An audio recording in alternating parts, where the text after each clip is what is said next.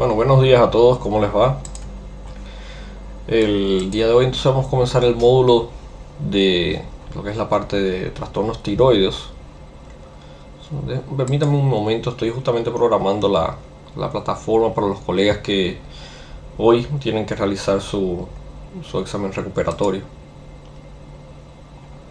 Entonces enseguida damos inicio a nuestra clase.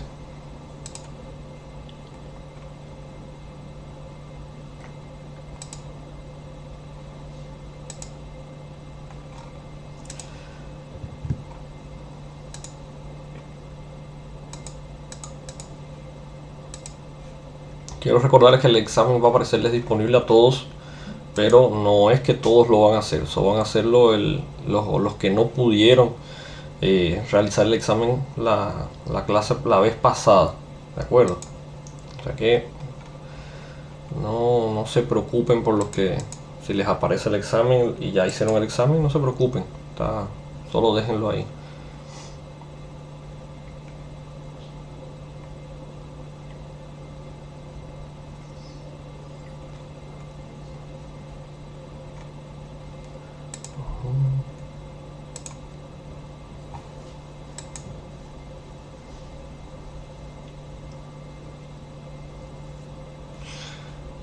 Nayar, está programado para Daisy Trin. Espera ahí, aquí. Programado para 11:40. Aqui tinha um programa, justamente o cronograma aqui, que estava diferente da vez passada, então. É 11:40 a prova.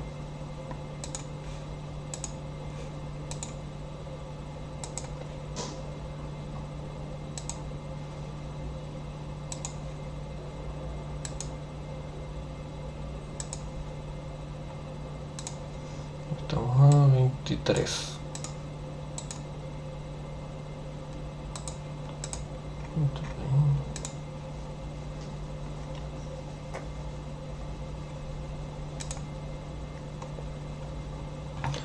Muito bem, certinho.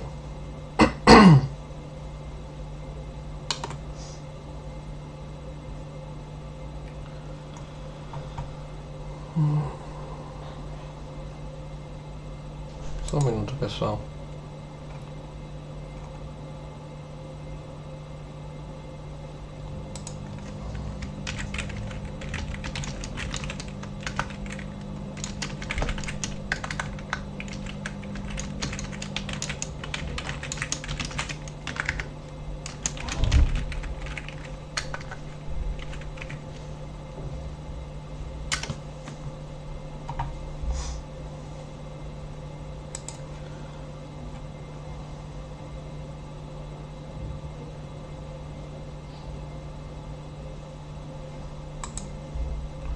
Bueno, ya estaría programado, el examen ya está programado en la plataforma, está disponible, así que los que tienen que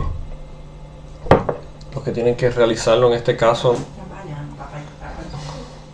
son un minutinho, pessoal.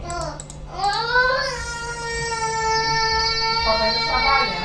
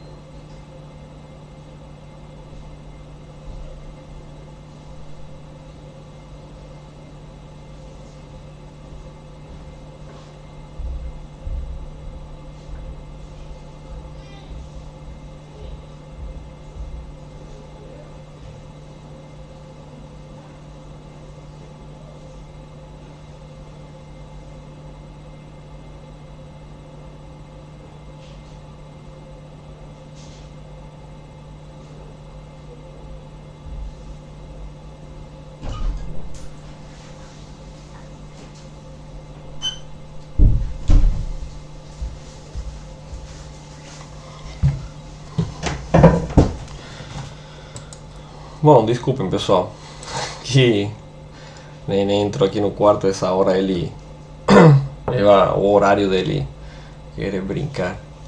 Aí ele quer ver o computador ligado, ele quer assistir o desenho dele. Bueno, no recuerdo en qué les estaba diciendo. Bueno, del examen está disponible en la plataforma. Cualquier duda, ustedes me avisan. Pero ojo con una cosa, el examen no es el mismo, hay diferencias, son los mismos contenidos, pero hay diferencias, entonces léanlo bien, ¿tá?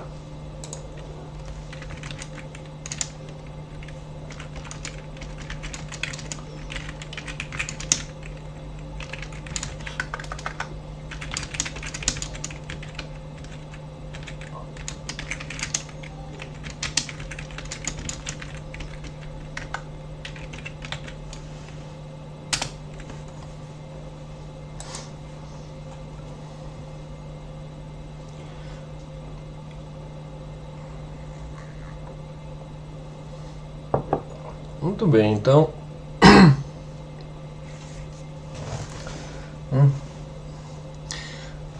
Carinha levou meu porta-copo. Ai, ai, ai.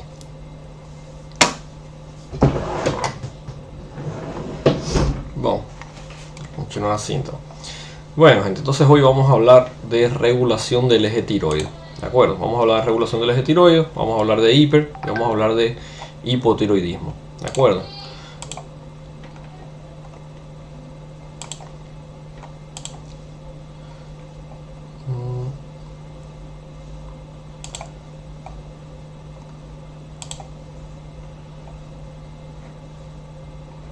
No sé cómo en silencio eso. Bueno. Vamos allá. Primeramente, recordad que cuando hablamos de eje tiroide, hablamos realmente del eje hipófisis, de hipotálamo, hipófisis, tiroide. ¿Ah? Este eje, que incluye ejes neuronales, hormonales, ¿ah? Él actúa como un mecanismo de retroalimentación negativa. ¿Qué significa eso? Un estímulo positivo anterógrado, que la mayor liberación en este caso de TRH a nivel hipotalámica estimula la hipófisis a liberar TSH, y finalmente la TSH estimula el tiroides a liberar hormonas tiroides T3 y T4. Esto es lo que llamamos activación anterógrada. ¿Ah? El mecanismo retrógrado, o lo que es el feedback, la retroalimentación, es por medio de las concentraciones mismo de T3 y T4, estimulando nuevamente a nivel de la hipófisis y regulando la mayor o menor producción de TSH. Básicamente nuestro cuerpo interpreta de que si los niveles de T3 y T4 son óptimos, ¿tá? Entonces no hay necesidad de aumentar o disminuir la secreción de TSH. ¿Tá? En situaciones normales todos están dentro de sus valores de referencia. ¿Qué sucede? Vamos a ver disturbios patológicos en que justamente a expensas del aumento o disminución de hormonas tiroideas, justamente vamos a tener cambios en nuestros mecanismos de retroalimentación. Estos cambios son justamente los que identificamos y nos brindan información de si el eje en sí se encuentra estable o no. En términos generales, algo que quiero que recuerden, los disturbios, mientras más centrales mientras más internos a nivel del eje, son más raros. O sea que el eje es un eje descendiente, ¿tá? Hipotálamo, hipófisis, tiroides. Sin embargo, los disturbios realmente se cuentan de primarios a secundario, terciario, de abajo hacia arriba. Lo más común son disturbios en la tiroides mismo y no disturbios a nivel hipófisis o a nivel hipotalámico. Son mucho más raros, ¿tá? La mayoría de los pacientes, casi la totalidad de ellos, su disturbio es simplemente por trastornos a nivel de la función tiroidea, que es lo que es del metabolismo propiamente de las hormonas tiroides. Es lo que vamos a ver ahora. Esos pacientes los dividimos en dos grupos patológicos: los que tienen disturbios de la producción y liberación, pacientes con disturbios de hiperproducción, que es el hipertiroidismo, y pacientes con disturbios asociados a una baja liberación, que es el hipotiroidismo, ¿tá? Ambos trastornos son frecuentemente observados, no son patologías raras. El hipo es mucho más frecuente en nuestro medio que el hiper. Les hablo específicamente en Paraguay, se ve mucho más frecuentemente hipotiroidismo. Las hormonas tiroides tienen una particularidad, que las alteraciones que ellas producen, como ellas activan receptores básicamente en todos los tejidos, los disturbios generados por las concentraciones justamente de hormonas tiroideas acaban generando sintomatología básicamente en todos los organismos, en todo el organismo, disculpen, ¿tá? Entonces justamente lo que vamos a buscar en situaciones patológicas asociadas a disturbios de las hormonas tiroideas es justamente disturbios en diferentes aparatos y sistemas. Generalmente comienzan por alteraciones muy leves y estas van progresando a mayor intensidad. Pero vamos a ver primero un poquito sobre las hormonas y después vamos directamente a la parte patológica, ¿de acuerdo?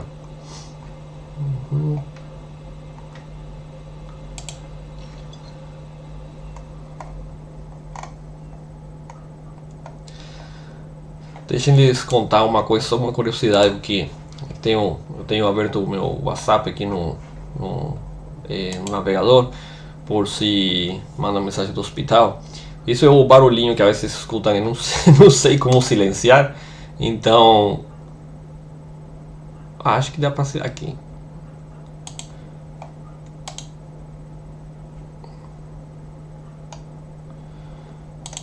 Bom, acho que silenciei, não tenho certeza. Bueno, les decía, simplesmente uma curiosidade. Ontem à noite, bom, ontem eu dei pela manhã alta um paciente que eu acompanhei para fazer o cateterismo, né? Paciente com infarto. O senhor saiu bem, estava ótimo. Aí ele foi de alta. Hoje pela manhã, tinha completado 24 horas. Ontem, meio-dia, na verdade. Ele tinha completado 24 horas sua intervenção coronária percutânea. Então ele estava estável, não tinha necessidade nenhuma de continuar na internação, né? Foi um infarto sem supra, ele sempre esteve estável.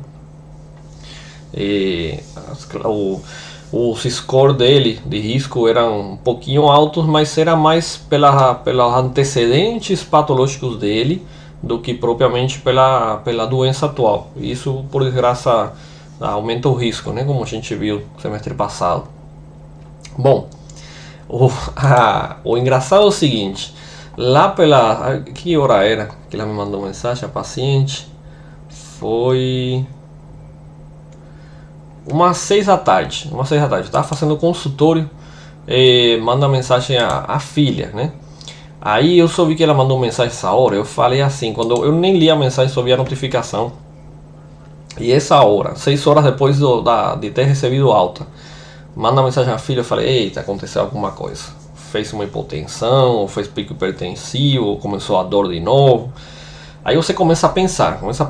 Aí eu falei, tudo bem, boa tarde. Aí no que ela respondia, eu atendendo o paciente, eu pensando naquilo. Eu falei, nossa, deve ter se complicado ruim, deve ter feito alguma coisa, alguma trombose de catéter. Aí você começa a pensar um monte de coisa. Aí você fala, poxa, eu devia ter deixado estendido, tinha dupla antiagregação. Fiquei pensando, poxa, se o cara era diabético no final, eu devia ter deixado o anticoagulante. Mas eu tinha falado com o hemodinamista, ele falou, não vamos fazer vamos fazer aqui na intervenção e depois só fica com a aspirina e clopidogrel. E aí você fica pensando tudo aquilo, o que é de pior. Eu falei, o cara fez um choque cardiogênico, alguma coisa. Aí a filha me manda que o paciente, ele gosta de beber não sei se vocês conhecem, o Powerade. Powerade é essa bebida, não é bebida energética, é tipo, não sei, bebida esportiva, não sei o que é isso no final. É para repor eletrolitos e demais. Aí que eu achei meio estranho a pergunta, né? E eu perguntei se ele se sentia com fraqueza, tá, alguma coisa assim. O paciente tem histórico de neoplásico, né? Ele fez um tratamento neoplásico químio, radioterapia há um tempo atrás. Então achei que poderia ser isso, ou simplesmente o paciente, pelo contraste, ele esteja tendo alguma reação renal, alguma coisa, ele queria beber isso. Mas aí eu perguntei, né? Ela falou, não, é que ele gosta mesmo de beber o Powerade. Aí eu fiquei pensando, como eu tinha tanta coisa na cabeça, falei, me manda uma foto do rótulo, da parte de trás. Eu quero ver quanto que tem isso aí de concentração de sódio, potássio e demais. E sobretudo sódio, eu quero ver para ter uma noção, porque agora mesmo na mente eu não tenho. Aí ela mandou o rótulo. E aí, pessoal, estava vendo a garrafinha, ele 500 ml, se eu não me equivoco. Ela mandou aqui, sim, a garrafinha é de 500 ml. Por cada 500 ml, por cada copo do Powerade, que agora estou vendo que é da Coca-Cola, vamos ver depois no processo no vídeo, que é do... igualzinho ao Gatorade, é a versão... o Gatorade eu acho que é o original, né? O Powerade é a versão da Coca-Cola do Gatorade. Aí ele mandou, vou mostrar para você, porque tenho aqui justamente a foto. Não vamos mostrar marca nem nada. Vamos botar aqui, senão aí depois que lê o processo. Eu não estou falando mal da Powerade de jeito nenhum. Isso aqui vai para YouTube. Eu não estou falando mal da Powerade, só estou falando no contexto do nosso paciente. Quem quiser beber, eu acho ótimo. Paciente com dengue pode beber um pouquinho só para repor eletrolitos. Se usa, eu já vi muito pediatra indicar em criança com desidratação, criança sobretudo mais grandinha, beber sorbinhos disso para repor eletrolitos. Só que num paciente hipertenso que acaba de passar por cateterismo, vejam que tem 200 ml em um copo. Se bebe uma garrafa inteira, são 2 copos e meio. Então é isso aqui por 2,5, pessoal. Tá bebendo uns 300 a 400 miligramas de sódio. Imaginem, esse paciente, a pressão vai estourar, né? A pressão vai estourar esse paciente, não tem jeito não. Por isso que ele fala que... Aí me chamou a atenção uma questão. Ele tem histórico de hipertensão, mas o tempo todo na internação ele manteve cifras tensionais normais. Eu tinha ele só com um enalapril de 10 pela manhã, para que eu indicava o paciente com infarto. E, inclusive depois eu retirei porque ele mantinha pressões completamente normais, inclusive com tendência baixa. Aí conversando com a filha, ela me conta, vamos tirar isso aqui da tela, ela me comenta que ele le gusta y suele consumir regularmente Powerade, o esta bebida deportiva. Vean una cosa, un señor con antecedentes de ya otro evento coronariano, antecedente neoplásico, historia de hipertensión arterial, está consumindo grandes cantidades de sódio, e olhem que não é nem sequer o que a gente sempre fala. A gente sempre fala em café, chá, sal. Eu sempre achei estranho que esse paciente tem um peso normal. Ele fala que ele não é, que ele gosta de churrasco, mas ele não costuma consumir muita sal na alimentação. Ele não gosta de café, ele não fuma e ele não bebe faz anos por questões pessoais. Aí me chamou a atenção a tantos distúrbios metabólicos associados. E o que acontece é que é um paciente cardiopata, já nos seus 62 anos, que consome grandes quantidades de sódio regularmente. Ele bebe só porque ele gosta, porque acha o sabor bom, né? Obviamente, em outras situações, uma pessoa que fosse esportista, isso não cheiraria nenhum tipo de transtorno, mas no caso nele é demais, é demais. Então, por desgracia, nuestro paciente, mi paciente no va a poder llevar el gusto, no va a poder consumir más su bebida, neste caso, tá? Mas olhem uma coisa, pessoal, eu jamais tivesse passado por minha mente eu perguntar para ele se ele consumia isso. Jamais. Porque que faz um senhor de 62 anos bebendo diariamente isso? Realmente não sei. Mas bom, queria só compartilhar com vocês porque eu achei uma situação longe do atípico. Longe do atípico. Entonces vamos a continuar, vamos a nuestra parte, a los disturbios tiroides. Bueno, en este caso, comenzando la hormona liberadora de tirotropina, ¿tá? Que en este caso es la TRH, la hormona liberadora de tirotropina o tirotropa propiamente. Ella es la que se va a encargar justamente de la estimulación. Finalmente, ella es liberada por el hipotálamo, ¿sí? Ella se va a encargar de, a nivel hipofisario, estimular finalmente la liberación y la secreción de la TSH, ¿tá? Este eje en particular, que sucede a nivel central, es la parte inicial de nuestro mecanismo de regulación, justamente la secreción de hormonas tiroides. Aquí es donde comienza todo. Cuando, dependiendo de la demanda y las concentraciones de hormonas tiroides, T3 y T4, que enseguida vamos a hablar sobre ellas, vamos a tener mayor entonces o menor liberación de hormona estimulante de tiroides, que sería la TSH, ¿tá? Esta TSH de liberación hipofisaria, ella va a unirse por la cara vasolateral, ¿tá? Después vamos a ver específicamente la célula folicular. Recuerden que la célula folicular, eso vamos a verlo enseguida, pero solamente para recordar, recuerden que las células foliculares están dispuestas un poco parecido a la disposición de una pizza. Ya están dispuestas así alrededor de la región central de la luz del folículo, ¿tá? Estas serían las células foliculares. Esta sería la región vasolateral y la apical, ¿está bien? Entonces, como esta es la zona que está en correlación con los vasos sanguíneos, generalmente por aquí es donde entra y salen los elementos de producción de la célula. Por aquí es donde tenemos los receptores para los diferentes elementos de estimulación, en este caso la TSH, justamente. Es a este nivel donde entra y sale, es a este nivel donde entra, es captado el yoduro. Eso después vamos a verlo, pero simplemente lo que hablamos es esta distribución a nivel de las células foliculares, ¿tá? Que son las células donde está el folículo tiroide, donde es producido finalmente las hormonas tiroides. Enseguida vamos a ver un poco sobre la histología de ellas. Es en esta región vasolateral donde finalmente se van a unir justamente la TSH a su receptor. Disculpen. Aquí vemos entonces, vean, obviamente estamos más abajo, ¿no? Tenemos acá hipotálamo, hipófisis, un poco esquemático el diseño.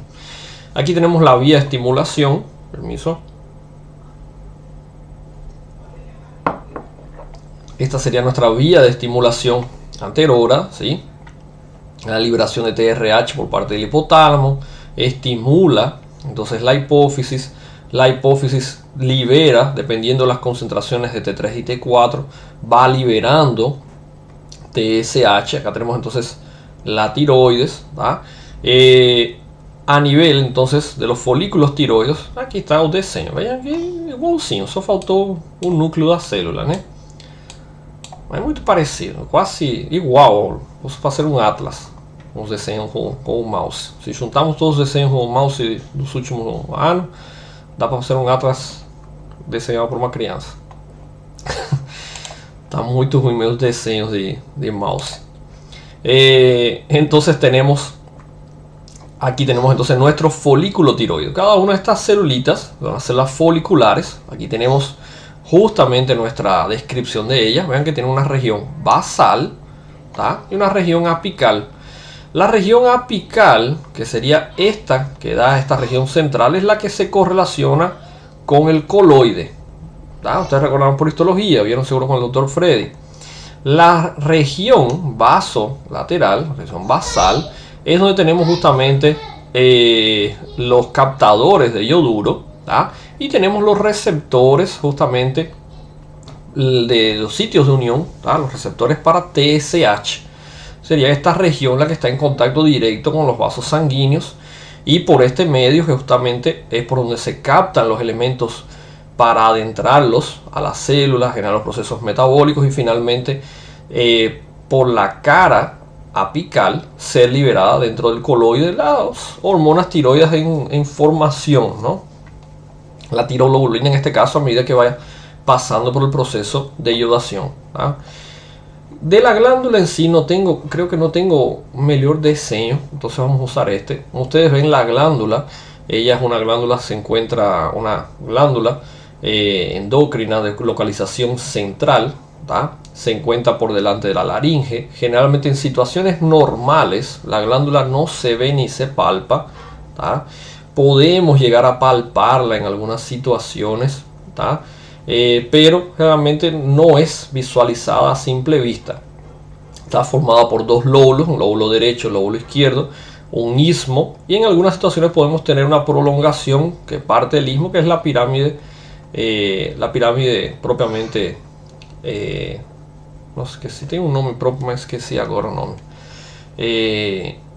Bueno, esta glándula en sí, ¿tá? Por detrás de ella, bien en la cara posterior, tenemos las paratiroides. La glándula tiroides se encarga específicamente de la producción de hormonas tiroides. Ella produce otras formas, no solo T3 y T4, pero liberación tenemos solamente de estas dos, T3 y T4, triiodotironina y tetraiodotironina. La nomenclatura y el número, en este caso, indica justamente la cantidad de moléculas de yodo que presenta ella en su estructura molecular, ¿de acuerdo? Estas moléculas de yodo justamente se agregan y retiran por procesos enzimáticos de yodación y desyodación. Y enseguida vamos a ver en qué situaciones suceden, ¿tá? Estas hormonas, ambas, disculpen,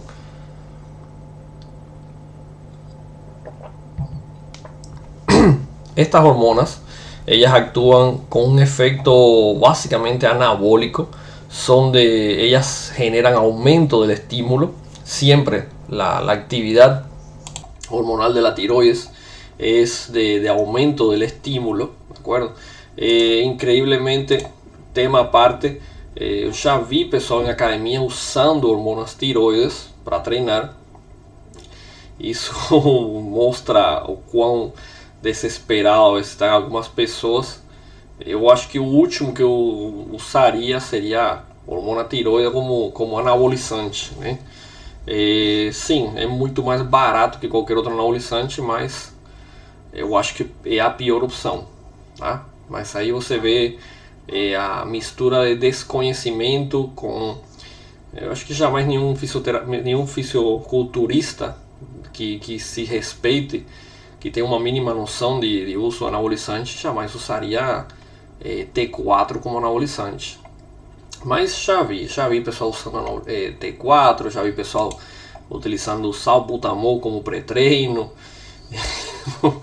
Por desgraça tem tudo isso, pessoal. Por desgraça tem tudo isso. Incrivelmente são mais baratos que os tradicionais, tá? Não é bom. Acho que um salbutamol seria menos nocivo que realmente com um pré-treino regular. Realmente para o coração, pelo menos, o salbutamol ele só é beta-2 agonista, ele só gera aumento crono e barmitotropismo e o hino. Os pré-treinos fazem bem mais do que só isso.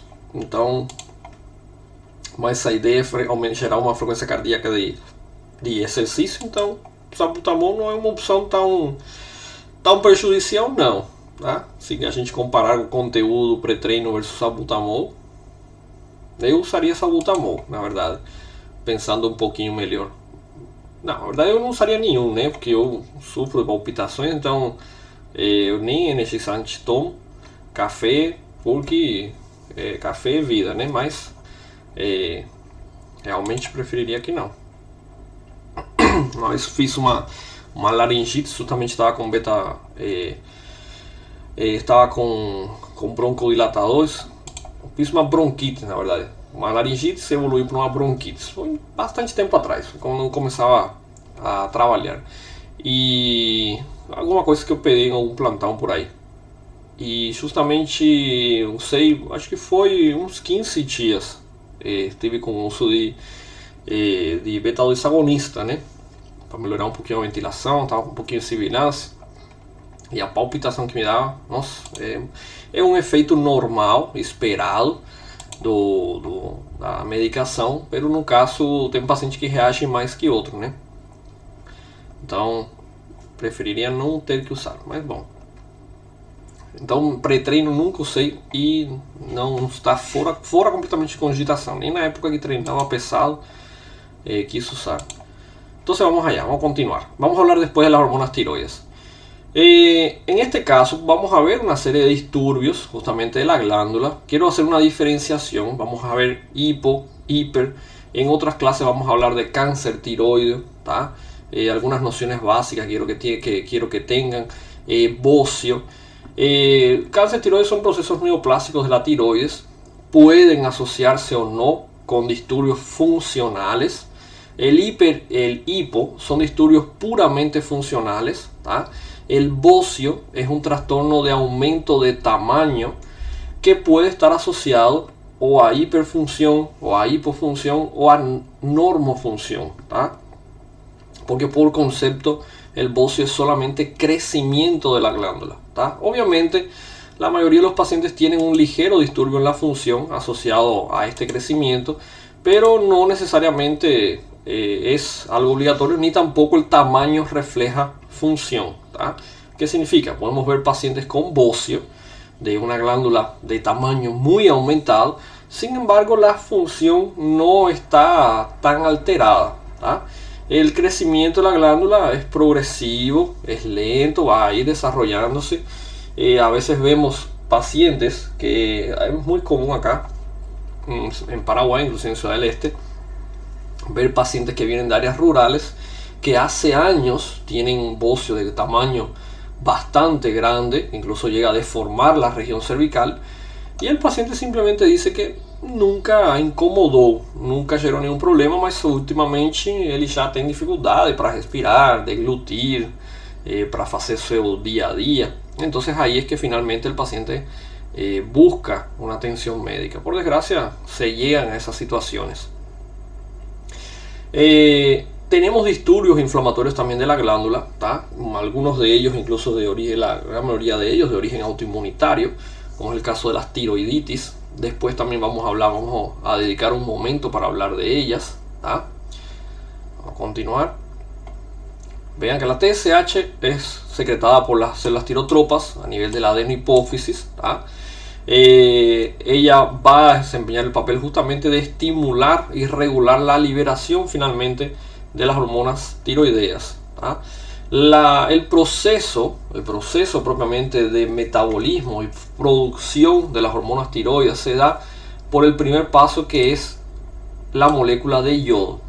La captación de yoduro por parte de la región vasolateral y su unión finalmente a la tiroglobulina para ir generando las diferentes moléculas que van a culminar en la producción de lo que es finalmente nuestras hormonas tiroides. Esto es el paso principal y es la principal materia prima en la producción de las hormonas tiroides. Justamente los disturbios más frecuentes de las hormonas tiroides y su producción, que es el hipotiroidismo, la principal causa en nuestro medio es justamente el déficit de yodo. Después vamos a hablar de eso. La captación de yoduro, vean que está por un transportador sodio-yodo, que es el llamado NIS. Esta proteína cotransportadora se encuentra, como les mostré en la imagen, en la membrana basal de la célula folicular, ya que es la región que está con mayor contacto. Después les voy a mostrar unas imágenes. Es la que está en mayor contacto con los vasos sanguíneos.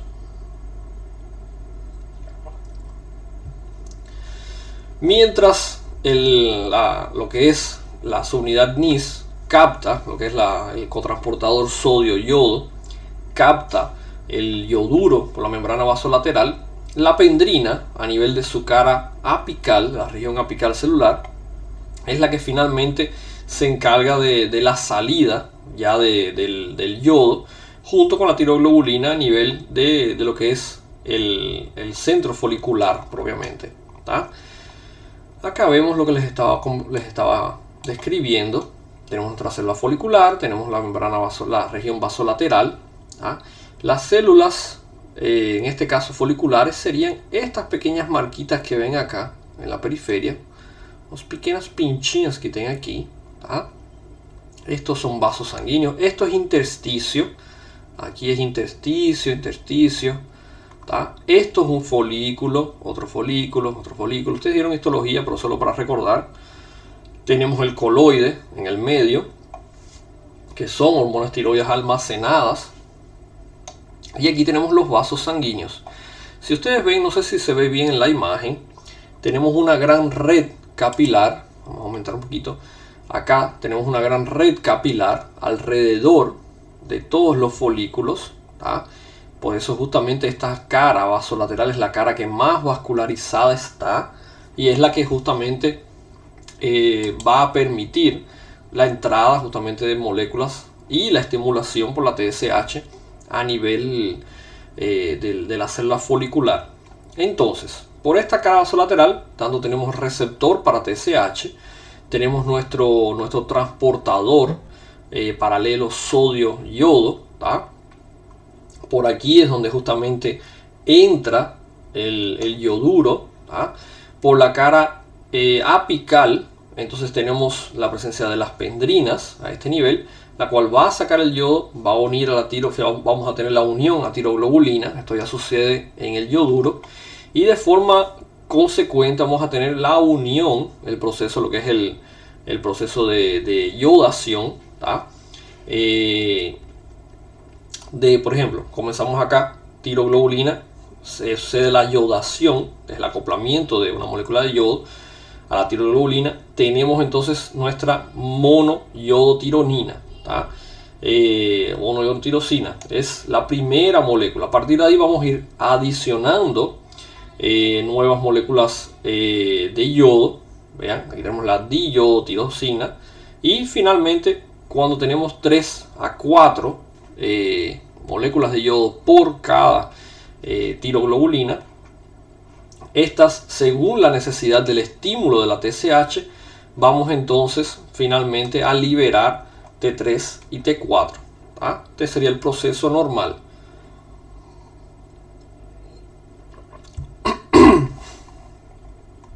Una vez que el yoduro penetra la tiroides, es atrapado y transportado a la membrana apical. Esto es lo que les dije, donde se oxida con reacción de organificación. Cada átomo de yodo reactivo se añade a determinados residuos tirosilos de la tiroglobulina. Esto es lo que ustedes ya vieron en bioquímica, solo para recordar. Finalmente formamos, que es lo que es liberado, las hormonas a las formas activas. Recuerden, por más que tenemos monoyodotironina, diyodotironina, las yodotirosinas, justamente que son biológicamente activas, son solamente la T3 y T4. Ellas son las que tienen actividad finalmente con el receptor de hormonas tiroides, que es el que está a nivel periférico. No se olviden de eso. Ven que es la misma molécula, simplemente vamos a adicionando moléculas. Vamos adicionando moléculas de yodo. Simplemente esa es la única diferencia. En este caso tiroxina o triyodotironina. Triyodo, tetrayodo. Esto ya hemos hablado. Acá simplemente les dejo un poco mejor descrito. Esta imagen se ve mejor justamente la relación con los vasos sanguíneos, la región vasolateral, región apical, es la luz del folículo, la luz folicular, y es donde tenemos el coloide. Vean, hay algunas diferencias que es importante resaltar entre la capacidad funcional y concentraciones de ambas hormonas, entre T3 y T4. Para eso después asociar un poquito con la parte patológica y vamos a ver algunas diferencias funcionales entre ambas hormonas. Vean que la tiroides, ella tiene una mayor producción de T4 que de T3. Esto tiene un papel bastante importante. Esta diferencia de producción entre ambas, siendo más la liberación de T4 que de T3, teóricamente se asocia al clásico concepto de que T3 sería más potente que T4, y por esto necesitaríamos una mayor liberación de T4 para mantener equiparado con la T3. ¿tá?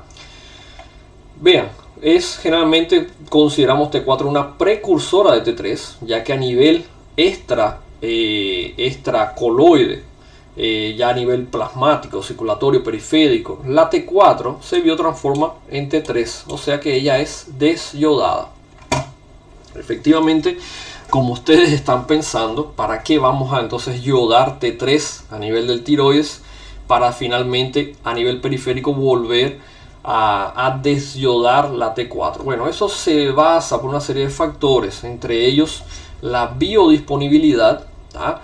Y el efecto del tiempo de duración propiamente a nivel periférico, a nivel plasmático, de ambas formas moleculares. ¿tá? En este caso, a nivel periférico, a nivel plasmático, entonces vamos a tener la desyodación de la T4 en T3. O sea, volvemos para atrás.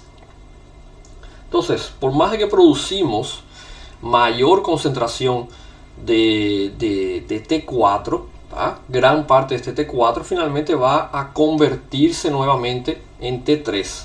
¿tá? Tenemos dos tipos de receptores para estas hormonas, los alfa y los beta. Los alfa, vean que están básicamente a nivel encefálico, renal, gónadas, músculo, corazón, y los beta sobre todo a nivel hipófisis e hígado. Los principales órganos blancos justamente van a tener receptores para hormonas tiroideas. Esto es lo que hablamos cuando describimos mayor potencia. No es técnicamente mayor potencia, sino que es capacidad de unión al receptor. T3 se une más fácilmente a su receptor que T4. Por eso es que finalmente gran parte de T4 acaba convirtiéndose de nuevo a T3 para tener mayor biodisponibilidad de la molécula. ¿tá? Esto es justamente lo que impacta en esto, la biotransformación de T4 a T3, mayor disponibilidad de T3 a nivel plasmático, mayor afinidad por el receptor, por la T3 específicamente. ¿tá?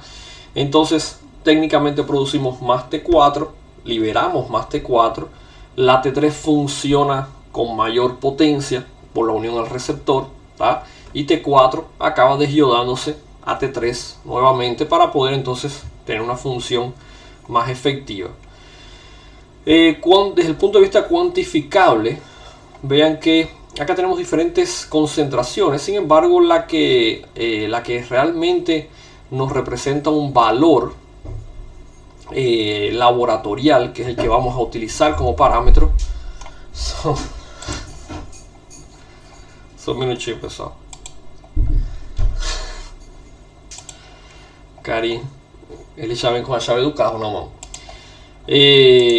Como les decía, lo que más nos representa es justamente, vean que las formas libres, que es las formas no unidas. Después les voy a explicar eso cuando vemos la parte patológica. Vida media del suero, o sea, el tiempo que se mantiene a nivel plasmático. Vean, mucho más tiempo de vida T4 que T3. Justamente ahí tenemos otro motivo de por qué justamente tenemos mayor liberación de T4. Ya mantiene más tiempo a nivel plasmático. Y después a nivel extracelular ya simple, o sea, a nivel plasmático ella comienza a convertirse T4 a T3. ¿tá? Potencia metabólica. La potencia metabólica se calcula justamente en base a la capacidad de unión a su receptor. Vean que es mucho mayor la de la T3 en comparación a la T4. ¿tá? No es necesario que memoricen ninguno de estos valores. Solamente les estoy mostrando la diferencia biológica activa entre ambas hormonas. Vean que la concentración mucho más T4 que T3. ¿tá? Aquí sí, estos son nuestros valores de relación laboratorial. Los que se usan justamente como valores de referencia para estudiar función tiroidea son estos tres: TSH, T4 libre, que es también llamada FT4, FT4 porque F de free en inglés, FT4 y FT3. ¿ah? Aquí tenemos la unidad de medida, ven que uno está en nanogramos y la otra está en picogramos. Esto es por la concentración total de la hormona. ¿Tá? Lo ideal es que nuestro paciente mantenga valores dentro de estos parámetros, y serían los parámetros de normalidad. ¿De acuerdo?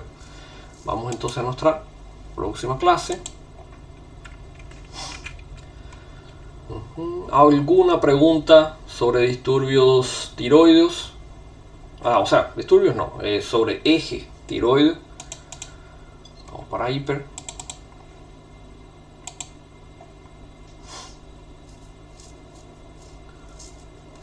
Muito bem. Pessoal, se me dá um minutinho só, deixa eu pegar um pouquinho mais de café. Vamos fazer uma pausa rapidinha. Pega um pouquinho de café, a gente já volta, tá certo?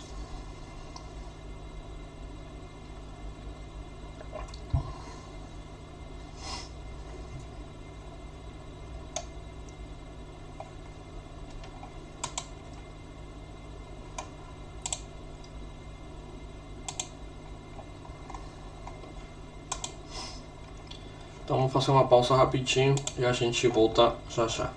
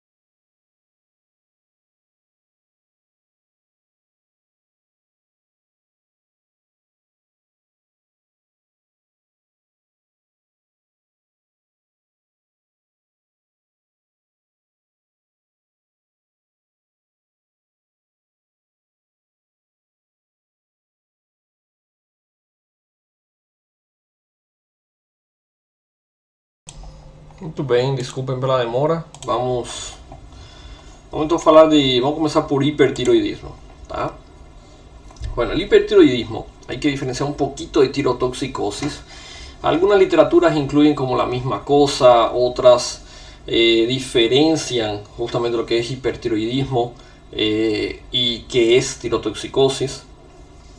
Vean que en este caso yo les coloqué el concepto que más particularmente prefiero, pero quiero que entiendan que no es el único concepto correcto. Existe también otros que toman en consideración como el mismo proceso. Justamente la tirotoxicosis sería el exceso de hormona tiroide, mientras que el hipertiroidismo es el exceso de función. ¿Es la misma cosa? No. Enseguida vamos a hablar por qué. Vean que tirotoxicosis se define como el exceso de hormona tiroide, ¿tá? Mientras que hipertiroidismo es el resultado del exceso de función tiroide, ¿tá? ¿Cuál sería la diferencia marcada? Hipertiroidismo, tenemos una glándula que funciona demasiado. Disculpen. El hipertiroidismo es una glándula que funciona demasiado y libera demasiada hormona. La tirotoxicosis es lo que veríamos en algunos, por ejemplo, pacientes que tienen adenomas o pacientes que tienen quistes, nódulos hiperproductores de hormona tiroide, o simplemente tienen acúmulos, quistes coloides, que simplemente si son manipulados de manera incorrecta pueden liberar su contenido de forma abrupta, ¿tá? Y eso lleva a la tirotoxicosis, ¿tá? En la tirotoxicosis tendríamos una hormona tiroide funcionando normal, pero por algún motivo se liberó de forma súbita grandes cantidades de la hormona. Mientras que en el hipertiroidismo la glándula funciona regularmente de manera aumentada. ¿Está bien? Entonces esa sería la diferencia técnicamente entre tirotoxicosis y hipertiroidismo. Algunas literaturas incluso mezclan ambos conceptos. ¿Está bien? Eso es lo que quiero que entiendan. De repente pueden leer algo un poco más semejante entre tirotoxicosis y hipertiroidismo, y que no hace tanta diferenciación entre ambos conceptos. Yo particularmente prefiero esta diferenciación. Las principales causas de tirotoxicosis, como ustedes ven, se asocia realmente a la enfermedad de Graves, ¿tá? La enfermedad de Graves después vamos a estudiarla, el Graves-Basedow, ¿tá? Que se asocia a un bocio multinodular tóxico, ¿tá? Es otra situación patológica. Los hipertiroidismos, las enfermedades tiroides en general, ellas son, desde un punto de vista de prevalencia, son más frecuentes en el sexo femenino. Se puede, sobre todo en pacientes de sexo femenino jóvenes, ¿tá? Los disturbios hormonales tiroides no es que no suceden en el hombre, sí suceden, solo que en comparación son menos predominantes, ¿tá? Vean aquí, esto sería un eje tiroideo normal, que es lo que veníamos hablando hace rato. Estos serían los disturbios de hipertiroidismo, tanto en hipertiroidismo primario como secundario. En el primario, que vamos a ver, es simplemente un disturbio a nivel de la glándula tiroides, en que vemos un exceso de producción de T3 y T4. En las formas secundarias, lo que tenemos es un aumento del estímulo de la tiroides, ¿tá? Pero ya viene por un exceso de estimulación a nivel central, o sea, estímulo demasiado elevado o de TRH o de TSH, que finalmente se traduce en mayor producción de T3 y T4, ¿tá? Justamente esto interrumpe nuestro mecanismo de retroalimentación. Só um minutinho, pessoal.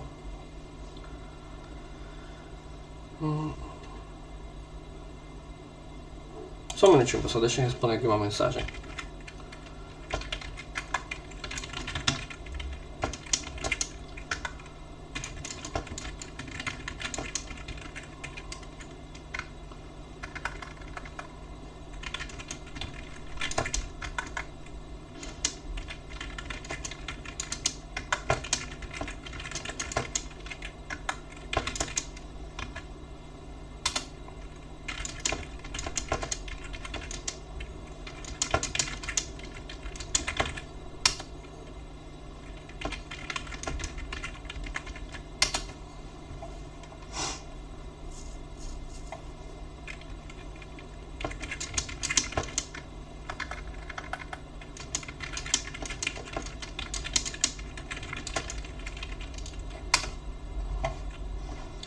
Desculpem pessoal, está uma mensagem aqui, tinha que responder. Vamos a continuar entonces, vamos a ir viendo eso. La causa justamente de tirotoxicosis muchas veces se debe a hiperactividad de la glándula tiroides, ¿tá? O hipertiroidismo. Esto es lo que les dije. Vean que usé dos referencias de literaturas diferentes. Aquí esta, que es más lo que vemos en el port, considera semejante. Sin embargo acá lo vemos como efectos diferentes. ¿Está bien? La causa más frecuente de hipertiroidismo es asociado, en nuestro medio por lo menos asociado a la enfermedad de Graves-Basedow. El Graves-Basedow es un cuadro sindromático que se acompaña no solamente por disturbios funcionales de la glándula tiroides, ¿tá? Sino que también se acompaña de trastornos de oftalmopatías, ¿tá? Disturbios oftalmológicos, dermatopatías, ¿tá? Y generalmente la presencia del bocio difuso. Las dermatopatías, de hecho, del Graves-Basedow, ellas son bastante variadas, lo que podemos encontrar, ¿tá? Les voy a mostrar justamente ahora las características del paciente con Graves o la paciente con Graves. Ella tiene la típica descripción facial semiológica del paciente con hipertiroidismo, ¿tá?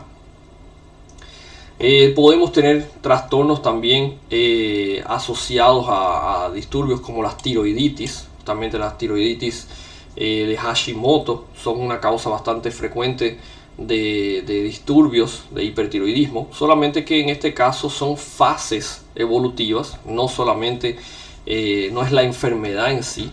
Por eso las tiroiditis son citadas tanto en el hiper como en el hipo, ya que el paciente con tiroiditis, a medida de que la inflamación aumenta, la producción hormonal aumenta, genera hiper, y cuando la inflamación disminuye, que hubo ya la destrucción de la glándula tiroides, entonces vamos a una fase de hipo. Así que siempre hay que observar estos pacientes y ver cuál de las dos fases estamos evaluando, porque de hecho el paciente puede evolucionar sobre su curso, ¿tá? Las famosas tormentas tiroides justamente son lo que se asocian a tirotoxicosis. Esto se da por una liberación exagerada, aguda, de grandes cantidades de hormona tiroides, lo cual genera disturbios metabólicos sistémicos de gran importancia. Incluso puede llegar a trastornos cardiovasculares y respiratorios súbitos, e incluso generan grandes eventos arrítmicos o incluso paradas cardiovasculares. Como les había dicho, las causas, no vamos a leerlo todo, simplemente quiero que después le den una mirada. Simplemente cité las causas más frecuentes. Justamente vean el uso de yodo como fármaco, es una causa. La radiación asociada a moléculas de yodo también se ha visto asociado, ¿tá? En el caso del Graves-Basedow, ¿tá? Es un trastorno asocia hipertiroidismo, bocio y oftalmopatía. Esa sería la presentación clásica, ¿tá? Pero vemos una variedad más importante de estas presentaciones. Podemos ver otros trastornos asociados, ¿tá? Pero lo clásico es esto: hipertiroidismo, bocio y oftalmopatía. Vean que son, como les dije, pacientes jóvenes, ¿tá? La mayoría de los pacientes se presentan antes de los 40 años, más frecuente en el sexo femenino. Aquí tenemos la presencia de anticuerpos estimulantes de tiroides, ¿tá? Por eso es que el paciente acaba desencadenando disturbios de hipertiroidismo. Es considerada una enfermedad autoinmunitaria. Esta enfermedad de Graves, ella justamente es un disturbio asociado a la respuesta inmunitaria celular, principalmente linfocitos T. Uma coisa, pessoal, que eu quero que vocês lembrem: quando a gente fala de doenças autoimunitárias, geralmente a família linfocitária que siempre vemos como desencadenantes son las familias linfocitarias de la familia T y las globulinas de la familia IgG, ¿tá? La mayoria de los disturbios son asociados a estas dos. Así que quando você esteja numa prova, uma coisa assim, e vem essas opções, sempre pense na possibilidade de ser associado a essas duas, tá? A maioria dos casos são nessas duas condições, tá? São essas famílias celulares e humorais, tá? É o sujeito aí. Ele está con la llave del carro tentando abrir la puerta. Bueno, vamos a seguir. Aquí, esta es la típica fase del paciente con hipertiroidismo. ¿Tá?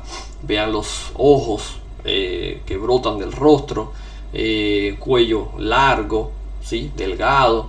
La paciente siempre tiene fases como de asustada o impresionada. ¿Tá? Esta es la típica expresión. Generalmente son pacientes de más longilíneos. Es el típico paciente de hipertiroidismo. ¿Tá? Esto es lo que se describe como fases hipertiroides, ¿tá? En semiología.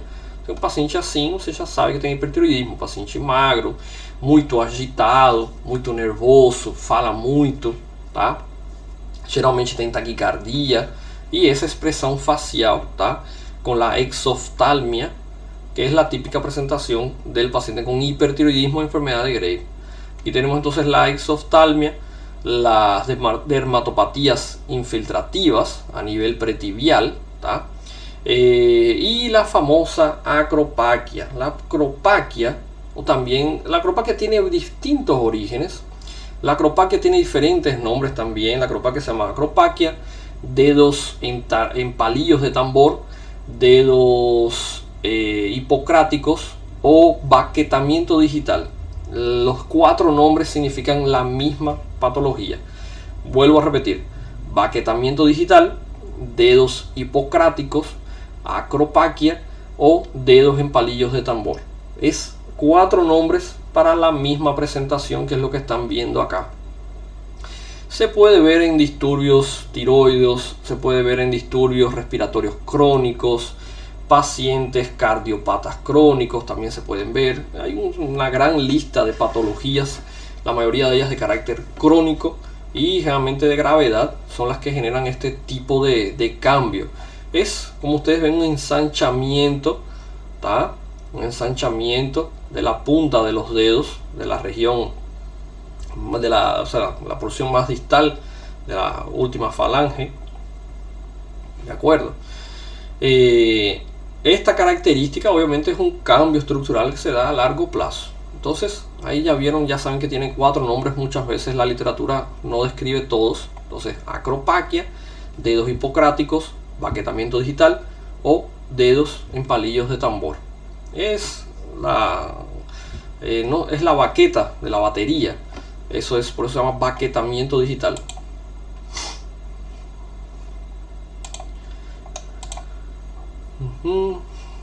Clínicamente, nuestro paciente, vean que tiene una gran variedad de signos y síntomas, ¿tá? Piel caliente húmeda, debilidad muscular, diarrea, disturbios del ciclo menstrual, palpitaciones, fatiga, hiperactividad, todo lo que están viendo ahí. Probablemente el más grave de estas presentaciones clínicas son los disturbios cardíacos generados por la tirotoxicosis. Uma situação frequente que acontece, também eu recebo bastante pacientes con hipertiroidismo, y justamente lo que se busca es que haya o no lesión cardiovascular. Generalmente estos pacientes hay que proteger el área cardiovascular y prevenir de que pueda suceder algún tipo de complicación. ¿Cómo sabemos de que la tiroides está afectando, llegando a afectar el corazón? Un signo muy simple: la taquicardia. Paciente que en reposo mantiene taquicardias, siempre son taquicardias sinusales, ¿tá?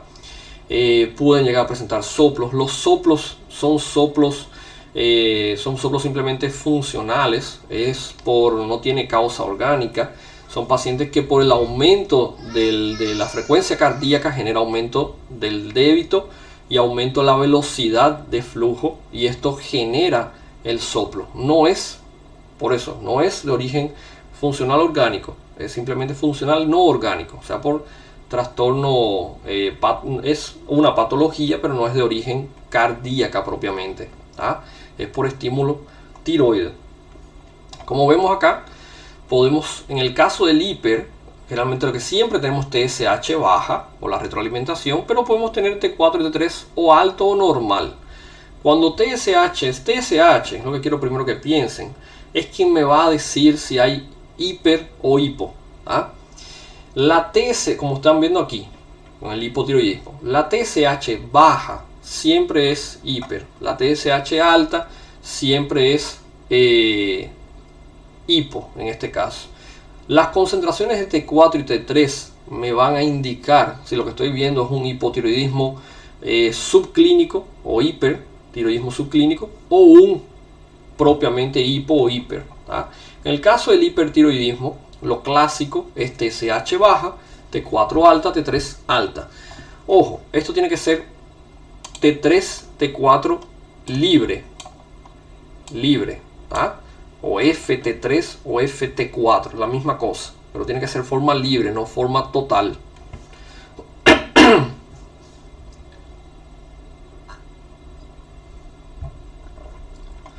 Entonces, aquí vamos a ver, si tenemos TSH bajo, T4 alto y T3 alto, esto simplemente es la retroalimentación que está fallando. ¿Tá? O sea, el estímulo de retroalimentación, la TSH no es producida, sin embargo, el T4 continúa aumentando las concentraciones. Esto me indica un hipertiroidismo de manera típica. El subclínico, tenemos T4 y T3 normal, pero la TSH está baja. ¿Tá? Esto les traigo solamente como unos ejemplos. Não vamos ficar lendo tudo isso, não. Eu quero que depois só den uma olhadinha, tá? Es simplemente la manera en que se evalúa el paciente. Esto vamos a reanalizarlo después cuando demos todas las otras patologías tiroides. Vamos a hacer el análisis entonces de estos organigramas, de estos algoritmos, para nosotros entonces llegar cómo se hace aparentemente el diagnóstico de patologías tiroides. ¿Tá? Vean que generalmente se comienza por los valores de T3 y T4 libres, ¿tá? Y a partir de ahí vamos viendo valores de TSH, anticuerpos, ¿tá? Vamos viendo otras correlaciones, trastornos genéticos, tamaño de la glándula, y ahí entonces es que vamos a ir, vean, aquí entonces es que vamos a ir en dirección a nuestros distintos diagnósticos específicos. ¿Tá? Vean, aquí justamente tenemos enfermedad de Graves, hashitoxicosis, esto es sería el Hashimoto en la fase de hiper. ¿Tá? Y la tormenta tiroides ya les expliqué. La tormenta tiroides es una fase de hiperliberación de hormona tiroide, generalmente es una fase de tirotoxicosis. Se da al momento de manipular algún nódulo lleno de coloide, el mismo se libera y de forma súbita puede generar bastantes complicaciones en el paciente. Esto puede suceder en el consultorio, puede suceder en la unidad quirúrgica. Muchas veces es justamente explorando la glándula, palpándola, para lograr identificar algunas características, si hay la presencia de quistes, de nódulos, es que justamente tenemos el riesgo de la rotura y liberación hormonal. Esto es bastante grave. Vean la cantidad, la variedad de signos y síntomas que vamos a encontrar en estos pacientes. ¿De acuerdo? Pessoal, até aí alguma pergunta de hipertiroidismo?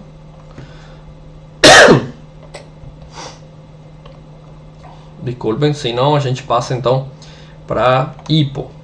Vamos falar de hipo agora. Rapidinho, hipo é curtinho. Tem uma questão, quando a gente não fala da fisiopatologia do hiper e o hipo, é bastante simples, na verdade. Quando a gente não entra na questão de tratamento e diagnóstico, que já é clínica médica, a patologia fica bastante simples, não tem uma fisiopatologia tão complexa, porque as causas são bem estabelecidas. Se a gente fosse entrar em tratamento, meus amigos, lembrem de mim, tratamento do hipo e o hipertiroidismo não é coisa fácil não, é realmente bastante problemático. Eu tenho bastante paciente com hipotiroidismo. Vou lhes relatar um caso. Uma paciente de unos 50 años que ella fue diagnosticada hace poco más de un año con un carcinoma tiroide. La paciente fue a Asunción, hicieron una resección subtotal de la tiroides, de acuerdo, eso es lo que se hace. Se esperó, se evaluó, hizo radioterapia a la paciente, sin embargo el proceso neoplásico continuó. Hicieron una resección, una tiroidectomía total, o sea, una segunda cirugía, una tiroidectomía total. Se retiró el total de la glándula. La paciente volvió a hacer radioterapia y mantiene tratamiento con T4, que es lo que se usa, ¿tá? Tomando tetrayodotironina. ¿Qué sucede?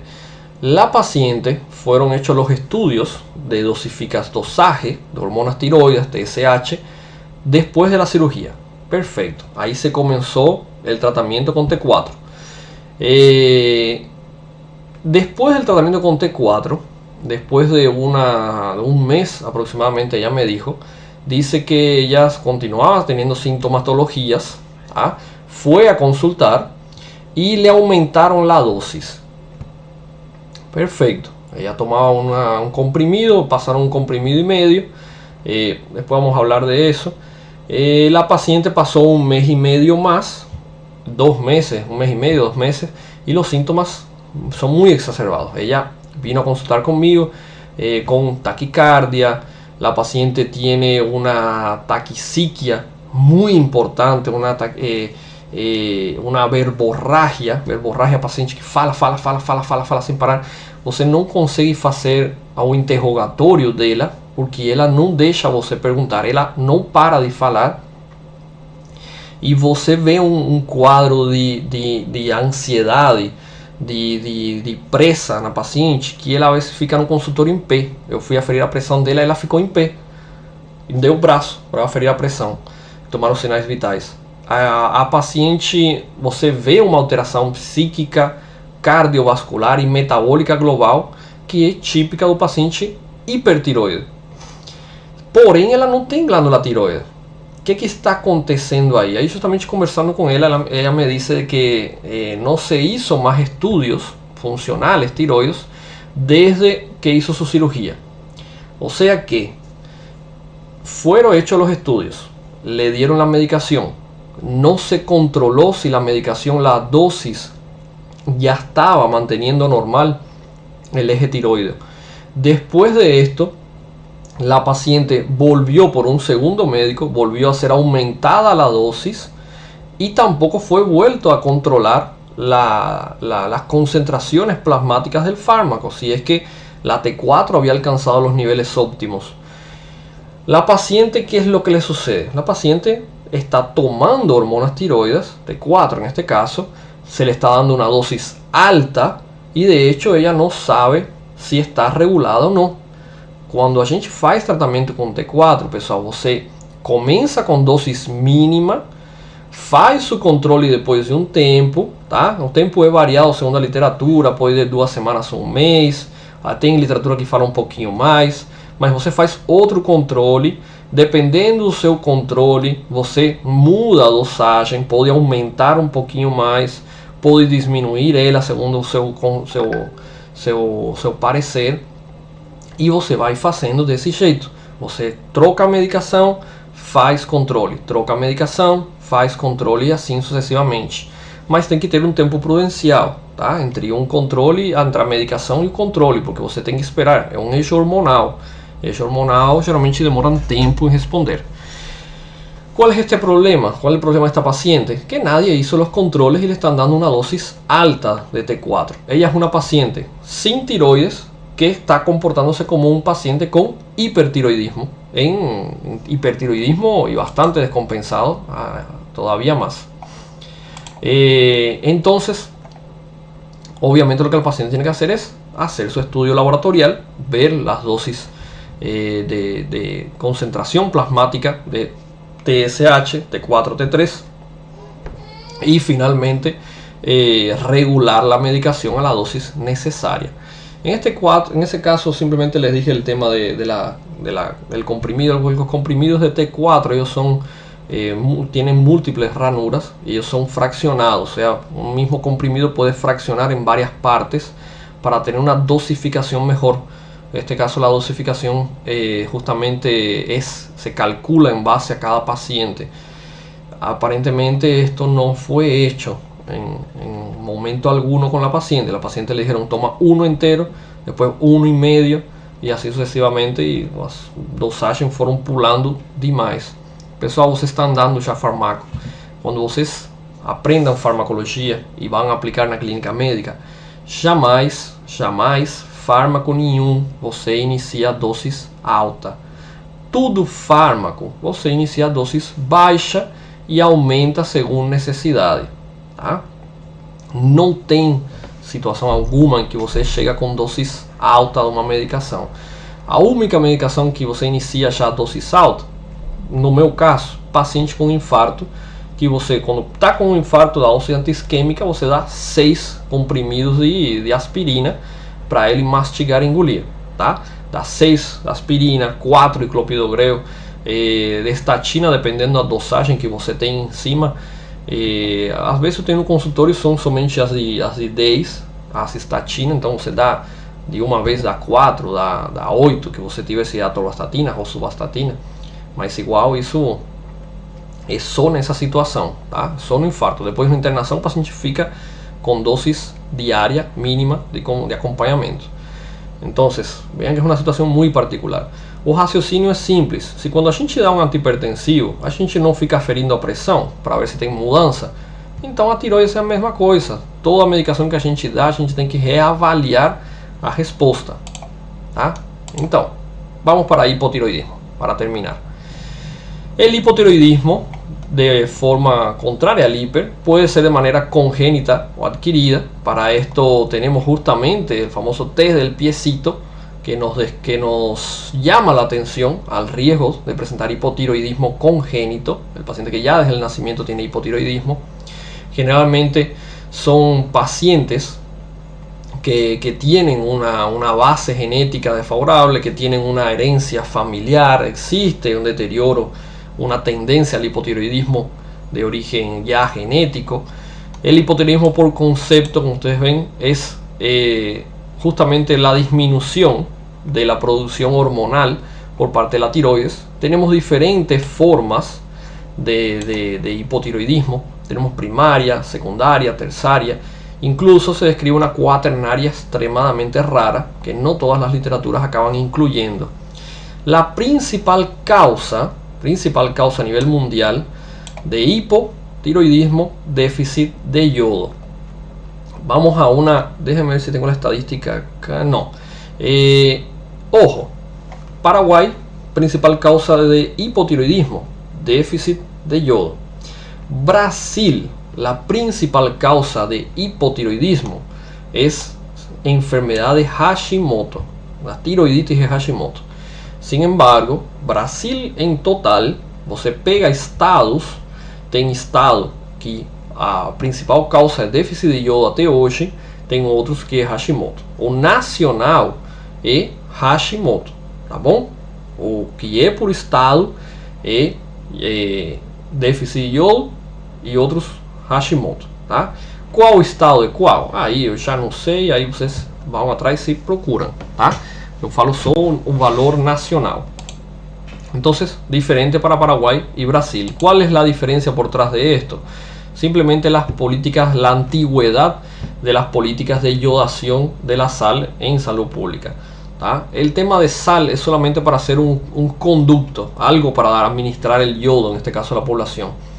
En Paraguay no tienen tantos años las políticas de yodación, creo que tienen unos 30 más o menos. O un poco menos de repente, 25, 30 creo que tiene de antigüedad las políticas de yodación. Brasil tiene más tiempo que eso, entonces vemos más rápidamente. Recuerden, políticas de salud pública son a largo plazo, entonces esa diferencia hace que justamente tengamos una diferencia estadística entre ambas poblaciones. Emily, não entendi a pergunta. Seria o quê? Eu acho que você está me falando a questão de que continuamos tendo hipotiroidismo mesmo tendo iodação da sal. Sim, saúde pública é assim. Saúde pública é assim. Primeiro, ninguém do Ministério de Saúde Pública, nem Brasil, nem Paraguai, vai casa por casa batendo na porta falando: toma aqui está sua sal iodada, parabéns, você aqui para frente já tem yodo. essa pessoa que tem 50 anos, que a vida toda não consumiu sal, já tem hipotireoidismo. Se não consumiu, desculpem, não consumiu iodo, já tem hipo. Não tem jeito não, tá? O paciente que desde o nascimento, por isso olhem a idade e olhem os pacientes que a gente tem, a faixa etária dos nossos pacientes. Paciente que não recebeu, obviamente desde o nascimento, que recebeu são a idades muito tardias, já não vai fazer diferença não. Mas a ideia é para gerações futuras, os filhos desse paciente, essa criancinha que vai crescendo. O problema é que junto com o tema da iodação, en nuestra población muchas de las comidas más tradicionales tienen tendencia al hipotiroidismo y son de tendencia bociógena, tá? Uma das principais associadas a isso justamente é base alimentar tanto em Brasil como em Paraguai. Alguém saberia me falar que alimento é o que é altamente bociógeno e gera tendência a distúrbios tiroides? Qual alimento que é típico tanto em Brasil como Paraguai? Praticamente tudo que a gente, muitas coisas que a gente produz de alimento típico é em base a esse produto. Vamos ver se alguém me responde aí nos comentários. Eu vou continuar. El hipotiroidismo congénito realmente se da durante los primeros 6 meses de vida. Genera grandes disturbios del desarrollo psíquico y físico del paciente. La forma justamente de prevenir, de darle, además del retardo mental que genera, que es lo que llamamos cretinismo. El término cretinismo viene del paciente con desarrollo mental, con retardo mental a causa del hipotiroidismo congénito. Este término se ha usado mucho de manera incorrecta como un término peyorativo, o sea, se chamar uma pessoa de cretina, mas porém é um término médico. O cretinismo descreve a pessoa que é portadora de discapacidade mental, tá, e cognitiva a causa do hipotiroidismo congênito, tá? Tá. E aí, neném? Pode deixar ele aqui, já estou terminando. Deixa ele aí.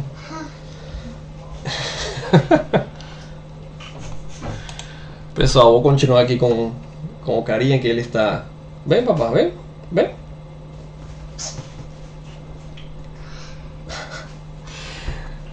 Passei a noite toda tentando botar um rinossoro nele, está meio gripadinho.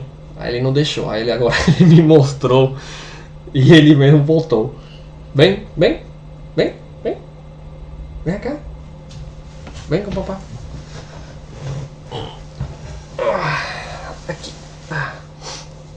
Aquí o carinho. Bueno, vamos a continuar. Quietecito. Bueno, gente, vamos a continuar. Entonces, nos falta poco, no se preocupen. En este caso, entonces, se ha utilizado de manera incorrecta el término cretinismo. Cretinismo, entonces, es el paciente que tiene déficit neurológico por el hipotiroidismo congénito. Hoy, obviamente, tenemos menor incidencia de hipotiroidismo congénito por el famoso test del piecito. En Brasil, de hecho, hay una legislación que es para ampliar el test del piecito. De hecho, se llama test del piecito ampliado, ¿tá? Para incluir una gran variedad de otras patologías de origen congénito, de origen genético, que de hecho tienen una prevalencia un poco menor, pero son de diagnóstico precoz, tienen una mejor evolución, ¿tá? A ver, ¿qué respondieron aquí? Aí a Emily acertou, a mandioca. A mandioca é altamente bociógena. Mandioca, de hecho, hay diferentes familias de mandioca. La mandioca que consumimos normalmente no es la mandioca salvaje, la que se da de forma natural en la tierra. La mandioca, la que es, não lembro o nome técnico, não lembro realmente, mas tem a variedade real de mandioca, que não é a que a gente cultiva, ela é altamente tóxica, tem grandes quantidades de arsênico. Por isso vocês veem que muitas vezes a mandioca ela não é fervida tampada, ela se ferve sem tampa. A gente não dá mandioca crua para o gado, para o que é o gado suíno e demais. o que animais de campo a gente não dá porque justamente é altamente tóxica, tá? Para consumirla, que es lo que sí consumían tradicionalmente nuestros pueblos aborígenes, que é a mandioca selvagem, exatamente. Ela tem que ser fervida sem tampa para perder o arsênico, tá? Acho que era arsênico que tinha. La mandioca que nosotros consumimos ya es una variedad diferente en este caso, pero igual es altamente vociógena, ¿tá? Altamente vociógena. Una manera de prevenir justamente el efecto es justamente el consumo de alimentos marinos, ¿tá? Pescados, frutos de mar y demás, pero de mar, no de río. Bueno, vamos a continuar. El hipotiroidismo adquirido, que es justamente lo que vemos posteriormente en los pacientes ya con disturbios, justamente déficit de yodo, justamente y se asocia al mixedema, ¿tá? Vean que el mixedema es un edema típico de origen endocrino, no es el típico edema por aumento de la disminución de la presión oncótica que vimos en renal, que vimos en cardiovascular, que vimos en la parte de cardio. El mixedema es un edema más grumoso, ¿tá? Se siente como si hubiera no líquido, sino como si fuese un mingau por baixo da pele. Você sente os grumos, ya que estos son mucopolisacáridos y no es líquido propiamente, no es transudado. Entonces este mixedema es el edema típico de los disturbios endocrinos, sobre todo los disturbios tiroides. La causa entonces de la forma adquirida de hipotiroidismo primario es simplemente déficit de yodo, ¿tá? Los pacientes con Hashimoto pueden generar hipotiroidismo, solo que quiero que entiendan que el Hashimoto es una fase. Si describimos de la siguiente manera el Hashimoto, esta es la producción hormonal versus tiempo. Vean que tenemos una fase inicial del Hashimoto en que hay un aumento de producción hormonal, ¿tá? Genera inflamación durante la inflamación de la glándula, y cuando la inflamación desaparece, que la glándula fue destruida, la producción hormonal cae a valores ínfimos, ¿tá? En esta fase vamos a tener hipertiroidismo, en esta fase inicial del Hashimoto. Sin embargo, en esta fase final, que es después que el Hashimoto pasó, tenemos entonces hipotiroidismo, ¿tá? Por eso es importante saber en qué fase estamos evolucionando. El Hashimoto, como buena enfermedad autoinmunitaria que es, siempre nos genera anticuerpos antitiroides, ¿tá?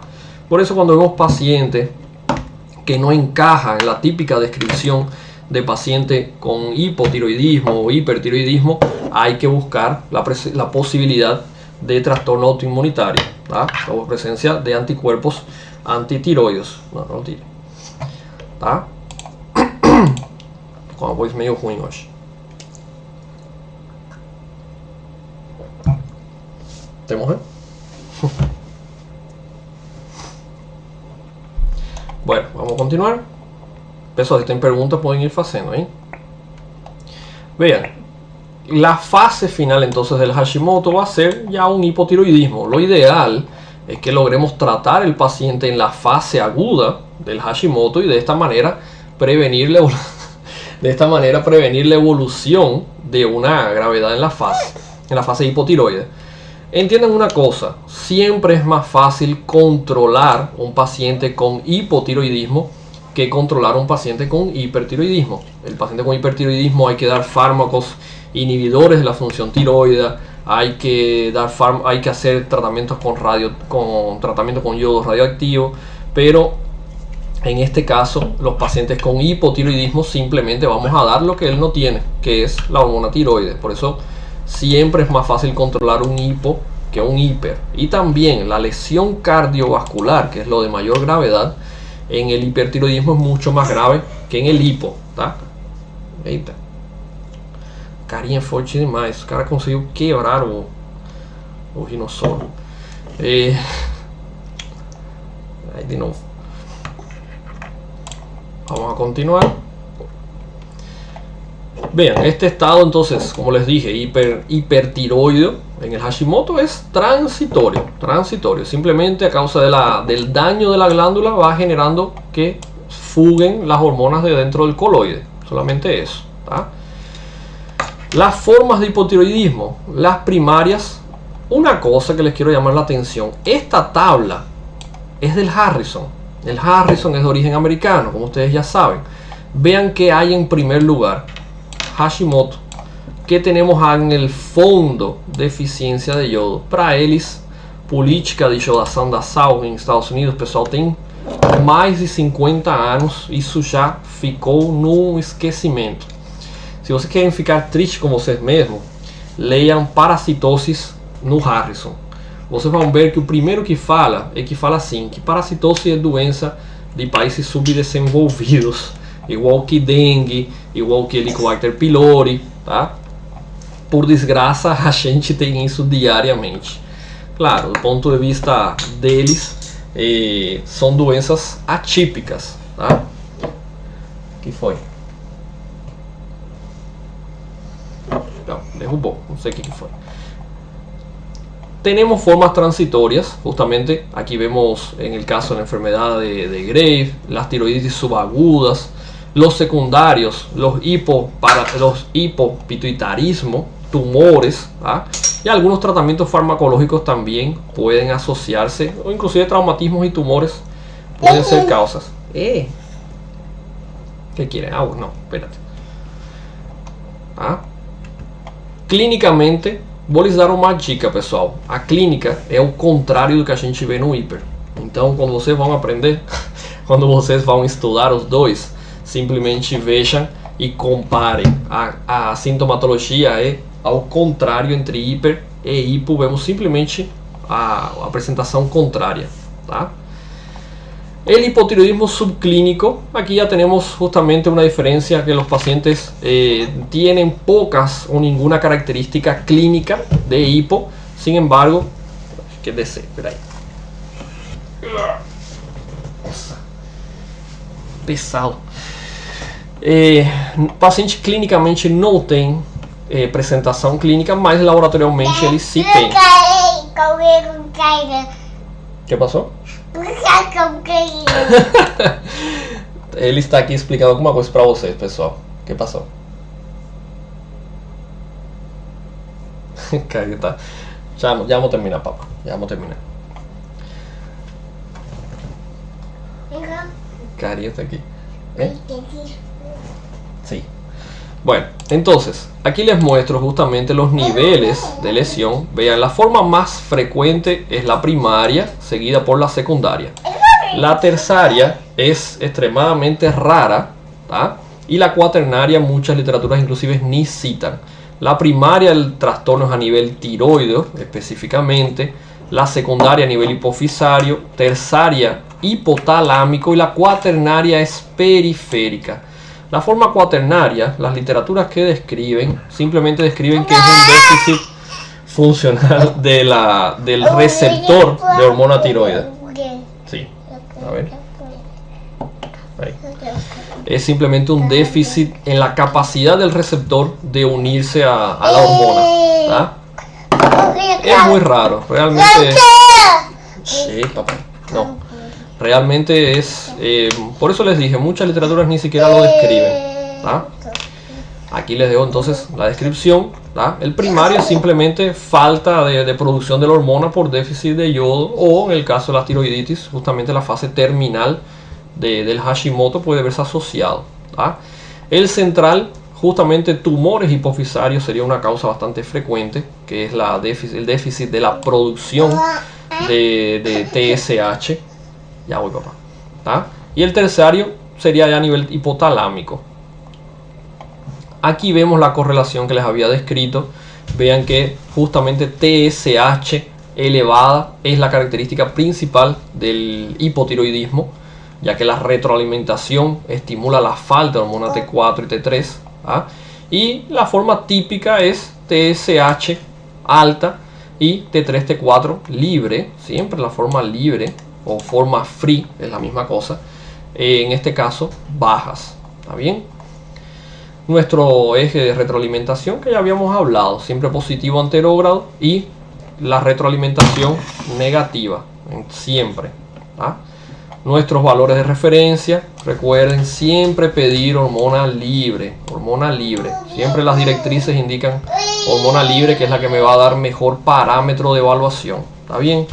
Não esqueçam isso, pessoal. Uma coisa, alguns valores de referência podem variar dependendo do laboratório, porque isso a vezes depende da unidade de medida que eles utilizam e a técnica de quantificação hormonal. Assim que vocês podem ver uma diferença importante aí.